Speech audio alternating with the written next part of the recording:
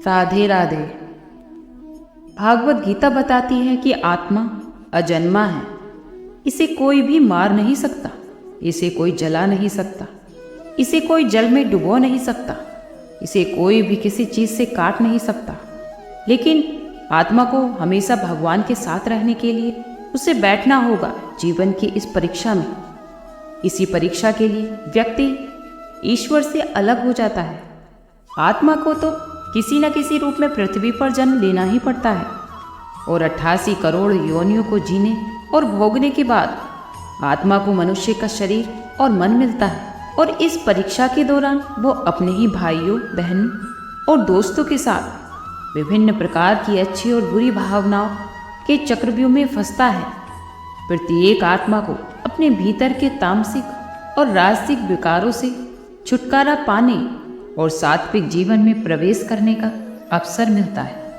हमारे तामसिक गुण हमारे ही अंदर हीन भावना पैदा करके हमें नुकसान पहुंचाते हैं और वही हमारे राजसी गुण हमें ईर्ष्यालु और लालची बना देते हैं। इस परीक्षा के दौरान प्रत्येक आत्मा को तामसिक गुणों को समाप्त कर अपने सात्विक गुणों से परिचित होना होगा। सात्विक गुण वो है जो आत्मा को उसके आसपास हर चीज से जोड़े रखता है और उन्हें प्यार करना सिखाता है। प्रत्येक आत्मा को जीवन के 4 स्तंभों धर्म, अर्थ, काम, मोक्ष ज्ञान होता है। इन सभी को समझकर ही एक आत्मा ईश्वर को समझ सकती है। पहला द्वार धर्म का है और सिंह उसका प्रतीक है। धर्म वो है जो आप धारण करते हैं, जिस पर आपका दिल विश्वास करता हो, जैसे कि झूठ ना बोलना, चोरी ना करना, ईश्वर का अनादर ना करना, दूसरों को नुकसान ना पहुंचाना। यही सब तो धर्म है और हर आत्मा को धर्म का पालन करना चाहिए उसके अपने जीवन में। हर आत्मा को इसका पालन और संरक्षण भी करना होगा। दूसरा द्वार अर्थ का है और घोड़ा इसका प्रतीक है। प्रत्येक आत्मा प्रत्येक जीवन काल में अपने अस्तित्व का अर्थ या फिर मूल कारण समझेगी। ये चीज़ जीवन में रिश्तों का आनंद उठाएगा। अच्छा परिवार, अच्छा बेटा, अच्छी पत्नी, अच्छा भाई, अच्छी बहन, अच्छा पति बनकर हर रिश्ते को निभाना होगा और तुम इस परीक्षा में सफल भी हो जाओगे। तीसरा द्वार वही वासना का है। भागवत गीता समझाती है कि हर आत्मा के अंदर काम, क्रोध, लोभ, मोह, अहंकार और ईर्ष्या जैसी 6 भावनाएं होती हैं। प्रत्येक मनुष्य को इन भावनाओं को अपने नियंत्रण में रखना होगा, क्योंकि ये उसे और दूसरों को नुकसान पहुंचा सकती है। क्योंकि इनके प्रभाव में आकर किया गया कोई भी कार्य जीवन भर परेशानी का कारण बन सकता है।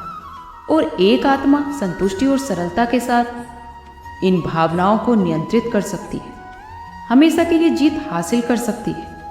चौथा स्तंभ मोक्ष का है और हाथी इसका प्रतीक है। इस परीक्षा रूपी जीवन में हर इंसान के मन में हर वक्त कुछ ना कुछ इच्छाएं होती हैं। कुछ इच्छाएं तो एक ही जीवन में पूरी हो जाती हैं, लेकिन कुछ अधूरी रह जाती और उन्हें पूरा करने के लिए आत्मा को धरती पर वापस आना पड़ता है। संपूर्ण भागवत गीता हमें समझाती है कि हमारी इच्छाएं ही हमारे पृथ्वी पर वापस आने का एक मूल कारण है। और यदि अगर हमारी कोई इच्छा ही नहीं तो हम जीवन और इस मृत्यु से मुक्त हो सकते हैं, क्योंकि ये एक क्षमा का द्वार भी है। जिन लोगों ने आपके साथ कभी भी कोई गलत किया है उन्हें माफ़ करके, और जिनके साथ आपने गलत किया है उनसे माफ़ी मांगकर आप मोक्ष प्राप्त कर सकते हैं। जब तक जीव धर्म, अर्थ, काम और मोक्ष इन 4 द्वारों को नहीं समझ लेता, तब तक जीव इन मृत्यु और जन्म के चक्कर में बार बार पड़ता रहता है। बार बार उसे इस पृथ्वी पर जन्म लेना पड़ेगा। जैसे ही परीक्षा का समय समाप्त होता है, वैसे ही आत्मा शरीर और अन्य सभी चीज़ों को छोड़कर चली जाती है। इस संसार में जो कुछ भी बनाया गया है वो अब किसी और का होगा और आत्मा अपने कर्मों का निर्णय करने जाती है। आत्मा के अच्छे और बुरे कर्मों का हिसाब होता है। अपने अच्छे कर्मों के लिए आत्मा कुछ समय के लिए स्वर्ग जाती है और अपने दुष्कर्मों के लिए कुछ समय के लिए नरक में जाती है। नरक में उसके पापों के अनुसार उसे सजा मिलती है और सजा खत्म होने के बाद आत्मा पुनः स्वर्ग वापस चली जाती है और फिर से इस परीक्षा में बैठने के लिए आपको एक नया शरीर, नया मन और नया दिमाग मिलता है और हर परीक्षा में फिर से वही दोहराया जाएगा। अतिथि और असहाय को हमेशा आश्रय देना चाहिए, कभी किसी की निंदा नहीं करनी चाहिए, हमेशा अपने आप पर संयम बनाए रखना चाहिए, अपने शास्त्रों का पालन करना चाहिए, दूसरों की सुनना, क्रोध ना करना, आत्मसम्मान की इच्छा ना रखते हुए भी दूसरों का सम्मान करना, स्वाद के लिए नहीं बल्कि अपने स्वास्थ्य के लिए भोजन करना, ये सभी बातें मनुष्य को महान बना देती है। सत्य सनातन धर्म है, सत्य ही ब्रह्म है, ये सब कुछ सत्य के ही अंतर्गत आता है। सत्य के द्वारा ही मनुष्य स्वर्ग जाता है, झूठ हमें अंधकार की ओर ले जाता है। यहाँ पर प्रकाश का अर्थ स्वर्ग और अंधकार नर्क का अर्थ है।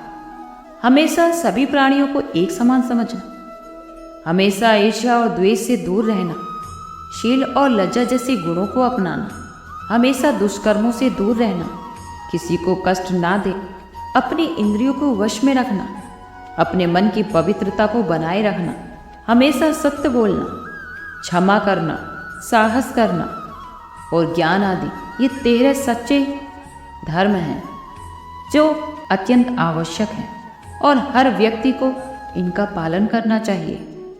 सत्य बोलना हजारों अश्वमेध यज्ञ के बराबर होता है। कभी भी किसी को बुरे वचन ना बोले, हमेशा दूसरों को पसंद आने वाले शब्दों का ही उच्चारण करें, क्योंकि दूसरों को बुरा बोलना, निंदा करना, भला बुरा कहना, ये सब मनुष्य को छोड़ देने चाहिए। दूसरों को सम्मान न करना, अहंकार दिखाना, ये सब मनुष्य के अवगुण होते हैं। इस लोक में इच्छा पूरी होने के बाद जो सुख मिलता है और परलोक में जो सुख मिलता है वो तो इस सुख का अंश मात्र भी नहीं होता जो हमें परलोक में मिलता है, ईश्वर की शरण में मिलता है। हमेशा इच्छाओं से मुक्त खुद पर नियंत्रण बनाए रखें और नियंत्रण बनाए रखने के लिए व्यक्ति को सबसे पहले लालच, मोह से छुटकारा पाना होगा। मोह का परिणाम मृत्यु है और सत्य का परिणाम अमृत है।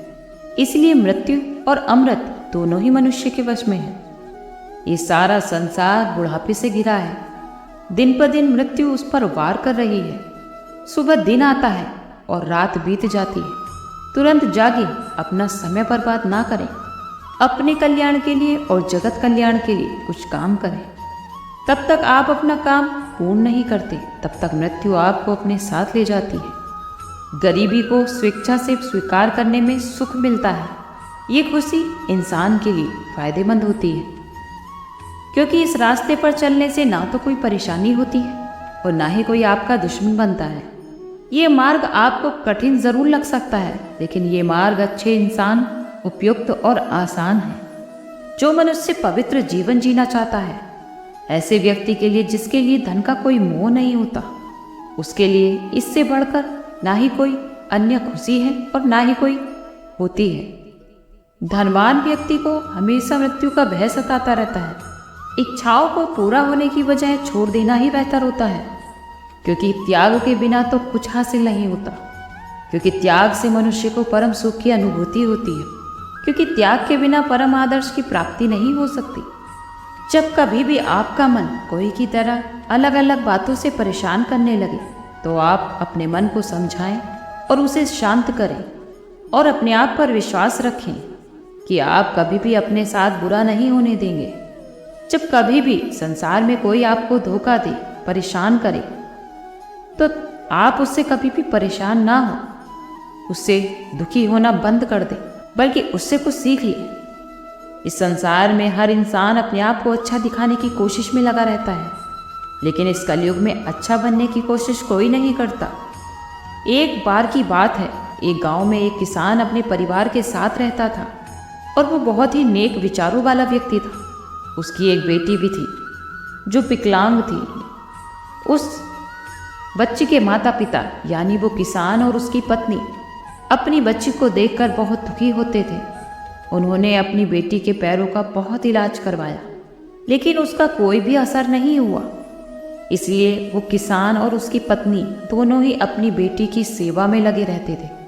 उसके पैरों की मालिश किया करते थे, उसे अपने हाथों से ही सारे काम किया करते थे, उसे अपने हाथों से भोजन कराया करते थे। लेकिन किसान और उसकी पत्नी ये सोचकर बड़े चिंतित रहते थे कि उनके बाद उनकी बेटी का क्या होगा, कौन उसे संभालेगा। वहीं किसान के गांव के पास दूसरे गांव में एक संत महात्मा थे। किसान अपनी पत्नी के साथ उनकी सेवा में जाया करते थे और उनके उपदेश सुना करते थे।